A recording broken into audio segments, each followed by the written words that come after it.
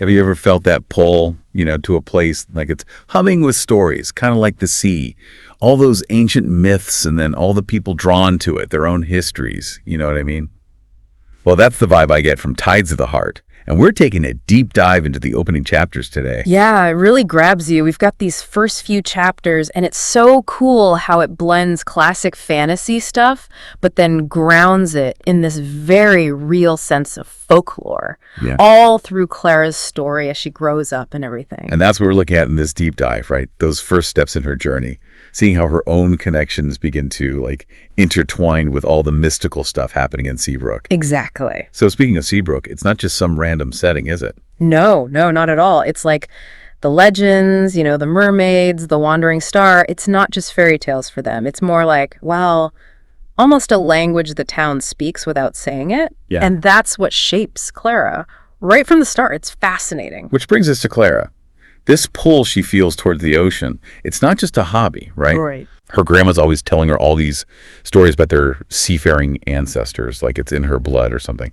So she wants to be a marine biologist, a real-world connection to all those myths. But that makes you think, how does someone with a scientific mind deal with that constant possibility of magic, That's a big part of her journey, that struggle. And then she meets Finn. Sunset, on the rocks. It feels so, fated or something. It does. Their connection is instant. And it's all because of that shared love they have for the sea, for Seabrook stories. Yeah. Finn even tells her about his grandfather seeing the wandering star. It's that mix, the real and the magical, that bonds them instantly, makes you wonder if maybe it wasn't just chance, Maybe Seabrook had a hand in their meeting somehow. Then their relationship kind of unfolds throughout the summer with that classic seaside backdrop, exploring tide pools, finding sea glass, the whole bit. Yeah. And then there's that lighthouse keeper with his mermaid stories, really pushing Clara further into that inner battle between logic and magic. Right. Is she just humoring those legends, or is there a part of her, shaped by Seabrook, that believes?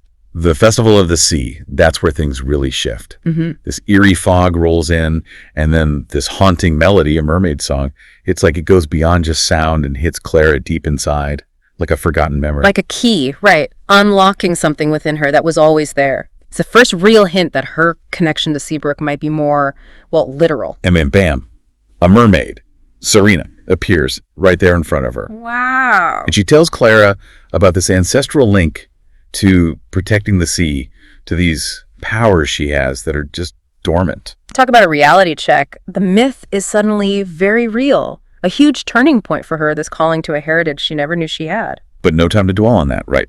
Because suddenly, boom, the Kraken shows up, spoiling the moment and forcing Serena and Clara to run. It's almost like that sense of responsibility arrives right alongside this revelation, Yeah. It's not just, magic exists. It's, and now there's danger too.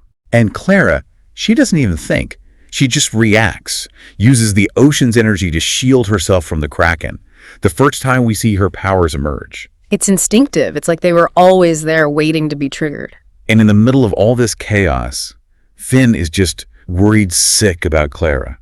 Tries to save her. It shows that conflict, doesn't it? It does. Between love for another person and this huge destiny unfolding. It's human connection versus the extraordinary. Does love stand a chance against that kind of calling, And Clara, she makes a choice. She acknowledges her feelings for Finn, but ultimately she has to protect the sea. There's this shared moment of understanding before she plunges into the waves, embracing her new role. It's bittersweet, isn't it? That separation, but their bond is so strong it almost feels like a promise hanging in the air.